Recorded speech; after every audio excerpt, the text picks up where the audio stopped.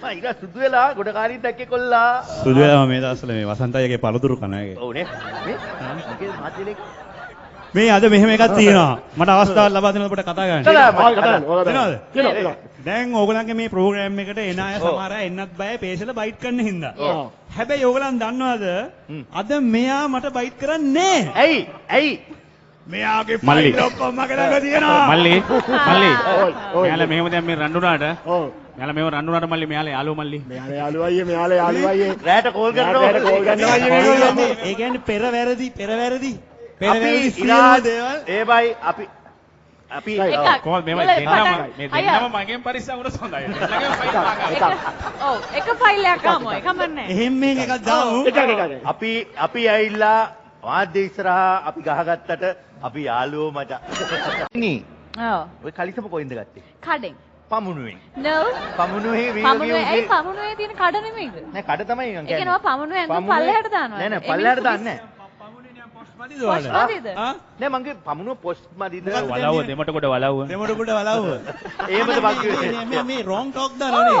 අයිනේ පමුණෙන් ගත්තම ඇඳුම අවුල්ද කියන්නේ. නෑ මම ඇහුවේ ඉතින් පමුණුවෙන්ද ගත්තේ කියලා. ඉතින් පමුණෙන් ගත්තම මොකද දැන් අපි සමහරලාවට අහන්නේ ඔයා ගත්තේ මේ ෂොප් එකෙන්ද? ඔයා ගත්තේ මෙතනින්ද? ඉතින් අයෝ විශේෂයෙන් පමුණුව ඇහුවේ.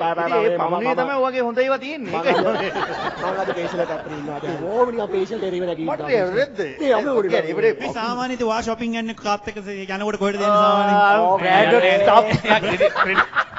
ක්‍රෙඩිට් කාඩ් එකේ නම්බර් එක branded stuff කියලා එක දවසක් මේ පේෂල ඒ පානේ ඕවා අදගන්න. අපිට ඕවා වැඩක් නෑ නං කියන්නකෝ. පේෂලගේ ඉස්සර හරි මං කියන්න ඕනේ. මේ කවුරුත් බලන්නේ නැහැ නේද? හරි පේෂලගේ ඉස්සර හිටියා කෙල්ලෙක්. ඒ කෙල්ල අඳින්නෙම බ්‍රෑන්ඩඩ් ඔක්කොම ගණන් ඒවා විතරයි. ඉතින් පේෂල්ට ඒක ලොකු ප්‍රශ්නයක් ඉස්සර. මොකද පේෂල් හරි පොඩ සිම්පල් එකකින් ඉන්න කොල්ලනේ. ඉතින් පේෂල් ඉස්සර මයින් අහන බලහම් මචං මාර ප්‍රශ්නයක් නෙමෙයි කියලා. නෑ මචං මේ මොකද්ද බ්‍රෑන්ඩ් එකක් හොයනවා මචං මේ. බෑ ඒවනේ. එහෙම සුන්දර කාලයක් තිබ්බම යාට. ඒ කෙනා අපි දන්නේ කෙනෙක්ද? ප්‍රසිද්ධ කෙනෙක්ද?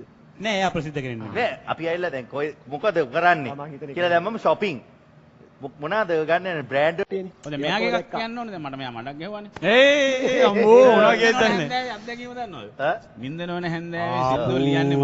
ඔය පරණ පාන්දර 5:45ට. පරණ කතාව. මෙයා එයාපෝට් එකට මෙයාගේ ගර්ල්ෆ්‍රෙන්ඩ් ඒ කාලේ දාලා අඬ එනවා අපේ ගෙදර. බොරු ඇඬුවේ නෑ. බොරු ඔය කියන්න බීටි. ඇඬුවේ නෑ. බොරු කියන්න බා. කොහොමදයි? බොරු කියන්න බා. අපෝ මේ පොඩි මලත් මේ හැබැයි මං විනාඩි 15ක් ඇතුළත ඔය සින්දුව ලිව්වා. පොඩි ඇඬුවේ නෑ. හැබැයි මේ ඔයාගේ අදිනවා. මට මියුසික් වීඩියෝ මතක් වෙනවා. මගේ අදින දුකානේ කිව්වේ දුකානේ දාපු. අර කේස් එක අදිනවා. මම නෙවෙයි ඇඬුවා කිව්වේ. බෑඬුවේ නෑ මචං. පිස්සුද? ඔබ ඇඬුවේ නෑ. අපි යාළුවෝ මල්ලි.